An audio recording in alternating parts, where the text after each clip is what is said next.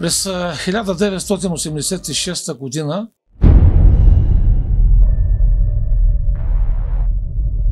явно той ми беше изпратил ангели. Гърмим задна лява гума и чакаме някоя кола да дойде, за да може да съдейства, да искаме от него крик. Я ела тук отдясно на самия банкет, да можем да се помолиме и ще видим, че Бог ще даде резултат.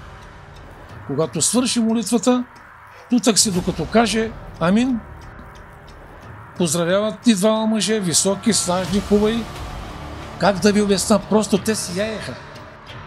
Те видяха, че аз съм развълнуван, разтреперан и казваха, за това време ми се казваше другарю, спокойно, ние можем така да държим колата с часове, а даже и с дни. Кога тръгна колата, нито шум чухме, нито видяхме мъжете, нито колата. Абе, братовчеде, ти чули, видя ли колата, кога тръгна, на къде тръгна,